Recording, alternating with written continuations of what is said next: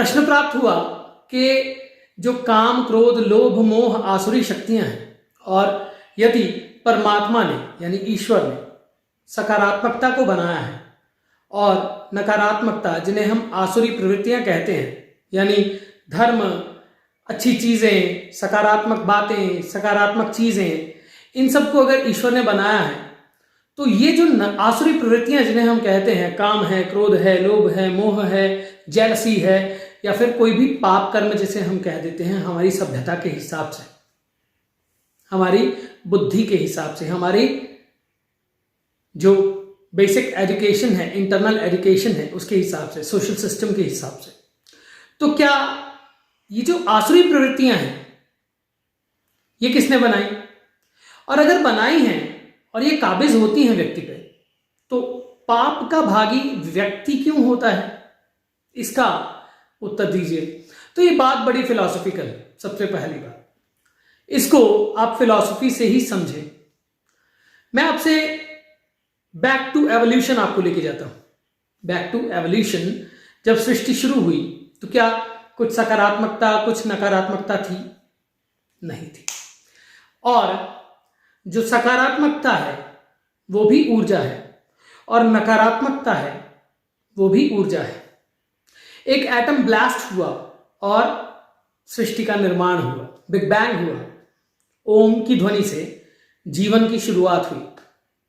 एक सेल से DNA, DNA से व्यक्ति का जो सेटअप है वो हुआ।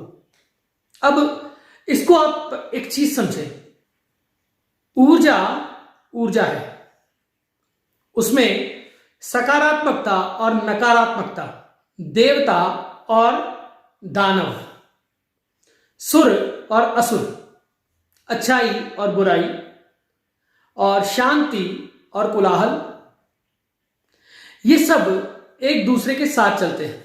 आपके सेल में भी पॉजिटिव और नेगेटिव दो चार्ज होते हैं, और ये जो लाइफ है इसमें कंप्लीटली इसका जो स्ट्रक्चर है वो पॉजिटिव और नेगेटिव को मिलाकर ही बना है।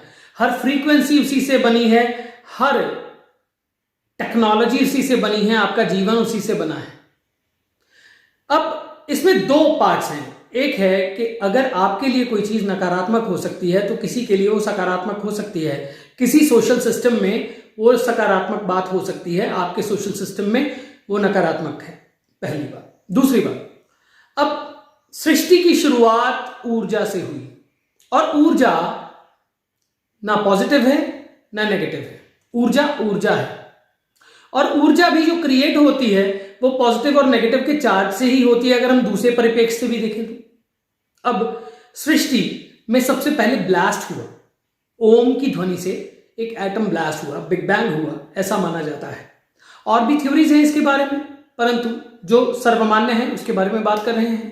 तो वो ब्लास्ट जो हुआ उसी के कारण एवोल्यूशन आई। वो जो ब्लास्ट हुआ, क्या वो पॉजिटिव और नेगेटिव चार्ज के बिना हो सकता था?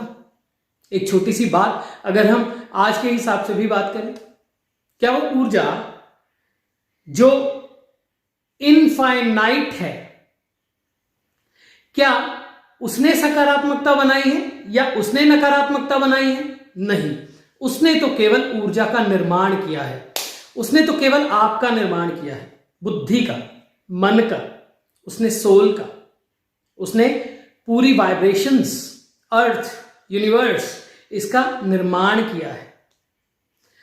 कहते हैं कि जीवन जो है, ये जो पृथ्वी है, या ये जो वेदांत कहता है कि ये ब्रह्म का स्वप्न है।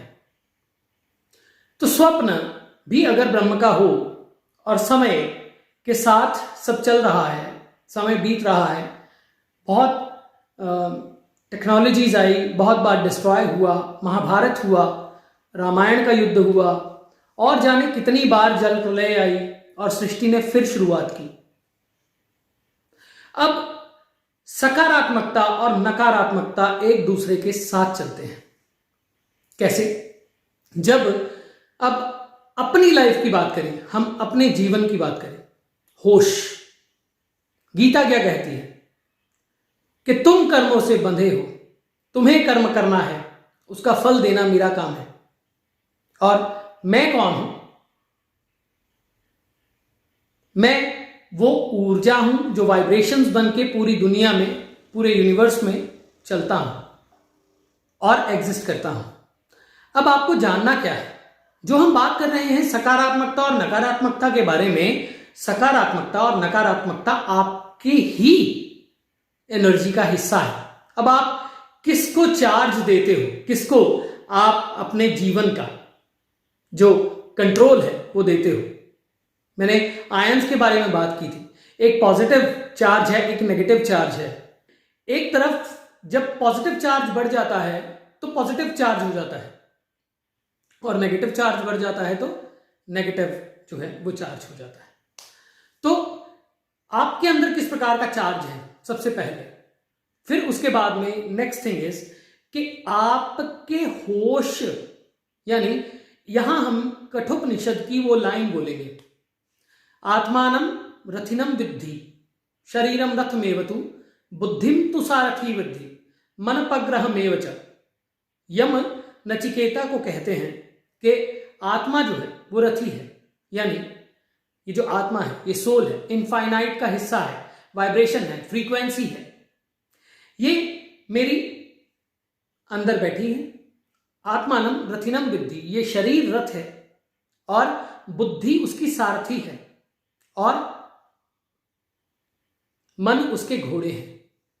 अब सकारात्मकता और नकारात्मकता से इस बात को कैसे समझें। आत्मा निष्पाप है, वो केवल शरीर बदलती है और अपने साथ ले जाती है अनकॉन्शियस स्टेट के रूप में टाइम के साथ एक सूक्ष्म मेमोरी। अब पिछली वीडियो में भी मैंने एक बात की कि बेहोशी से किया हुआ कार्य जो पहले हमने किया, पास्ट में किया, वही बेहोशी से क्या हम आज भी कार्य करेंगे।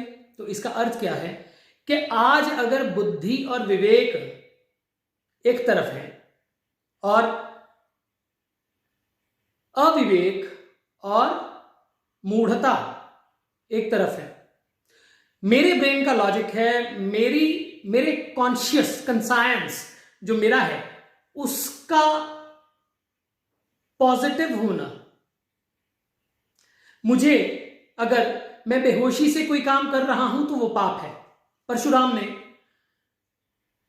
पूरी सृष्टि से क्षत्रियों को नाश करने की, हालांकि वो ऋषि थे, उन्होंने सौगंध खाई थी और किए भी, तो क्या वो पाप है? दृष्टाभाव से किया हुआ कार्य जिसकी जिम्मेदारी आप अपने ऊपर लेके चलते हो, जिसका आप पूरी तरह मूल्यांकन करके चलते हो, वो पाप नहीं होता। ये एक थ्योरी है, फिलॉसफी है और कुछ योगियों की भी ऐसी सोच है और समझ है। पर सकारात्मकता और नकारात्मकता का जो डिसीजन है वो आप करते हो। क्रोध आया, आसमान काला है, बिजली कड़की, ये क्रोध भी वही है। अब उस क्रोध से एक दुबला पतला व्यक्ति भी पहलवान को मारने को तैयार हो जाता है। ये भूल जाता है कि मैं इसको कंट्रोल कर पाऊंगा या नहीं कर पाऊंगा, या कुछ भी उठा के मारने को तैयार हो जाता है। तो क्या हम उसी क्रोध को साक्षी बनकर अगर देख लें, कॉन्शियसली देख लें, तो क्या उसी एनर्जी को हम डाइवर्ट करके अपने जीवन के उत्थान की तरफ नहीं लगा सकते? जो भी, जिनको हम आसुरी शक्ति भी कहते हैं, वो भी आसुरी शक्ति इसलिए है क्योंकि आपका कंट्रोल अपने ऊपर से खो गया है, इसलिए आप पर पाप का बोध लगता है। क्योंकि बेहोशी से किया हुआ कोई भी कार्य, मैंने आपको बताया था कि एक बार बुद्ध जा रहे थे तो ऐसे मक्खी बैठी और उन्होंने बात करते करते उड़ा दी, तो और उन्होंने फिर वापस होश से उसे उड़ाया। तो उनके मित्र ने कहा कि आप पागल हो गए, क्या कर रहे हो आप? कहते पाप हो गया। जबकि मक्खी मारे भी नहीं थी उन्होंने, कोई कत्ल भी नहीं हुआ था, कुछ ऐसा नहीं किया था, तो उन्होंने कहा कि पाप हो गया था। पाप क्या हुआ था? पाप ये हुआ था कि उन्होंने कहा बेहोशी, मेरा ध्यान कहीं और था और बेहोशी में कार्य हो गया। अगर मैं ये काम बेहोशी से कर सकता हूं तो मैं कत्ल भी कर सकता हूं। यदि एक मोमेंट में मुझे बेहोशी काबिज हो सकती है तो वो मोमेंट बढ़ भी सकती है। तो गीता भी यही कहती है, सभी यही कहते हैं कि आप एक चीज समझें, होश जगाइए। ये लकीर है, इस लकीर को हमें छोटा करना है तो क्या करना होगा? लंबी लकीर खींचनी होगी। हमें उसी तल पर नहीं लड़ना होता। हम पाप और पुण्य के तल पर लड़ेंगे तो वो आसुरी शक्तियां हम पर हावी होंगी।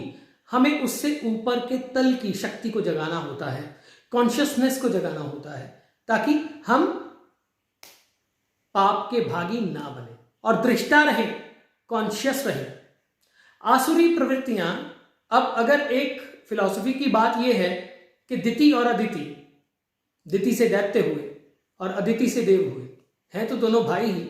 अगर सृष्टि भी शुरू हुई है तो पॉजिटिव और नेगेटिव के बिना कैसे हो पाती? कोई इन्वेंशन होती है, एटॉमिक जो इन्वेंशन हुई वो पॉजिटिविटी के लिए हुई थी, परंतु व्यक्ति ने उसे नेगेटिविटी के लिए यूज किया। कोई भी टेक्नोलॉजी, कोई भी ग्रंथ लिखा जाता है, अलग अलग भाषाओं में अलग अलग तर्जमे और अलग अलग वक्तव्य अलग अलग ग्रंथों के क्यों हैं? ताकि कोई विधि आपको होश से भर सके, आप किसी भी विधि के द्वारा अपने आप को होश से भर सके और आप उस उच्चतम स्थिति की तरफ जा सके। तो आसुरी प्रवृत्तियां कहीं बाहर से नहीं आई हैं, वो आपके अंदर ही हैं, आप ही का भाग है। रज सत तम, सत रज और तम। तो सत आपका सच हो गया, रज यानी रजोगुण आपके अंदर जो न्यूट्रलिटी है, और थर्ड इज तम। कोई तम से शुरू करके सत्व की तरफ जाता है, कोई सत्व से शुरू करके तम की तरफ जाता है, और फिर हर साधना कहती है क्या? तुरीय हो जाओ, दृष्टा हो जाओ। तुरीय, चौथी दृष्टि पे आ जाओ, चौथी डायमेंशन पे आ जाओ, जहां ना पाप है, ना पुण्य है, ना सत है, ना तम है, ना रज है, और तभी आप पाप मुक्त हो सकते हैं। क्योंकि बेहोशी से कोई भी काम किया हुआ, चाहे आपने दान ही किया है, पाप है। क्योंकि अगर आप एक जगह होश खो सकते हैं तो 1000 जगह भी खो सकते हैं, और जन्मों जन्मों की ट्रैवल है। ध्यान इसी का नाम है।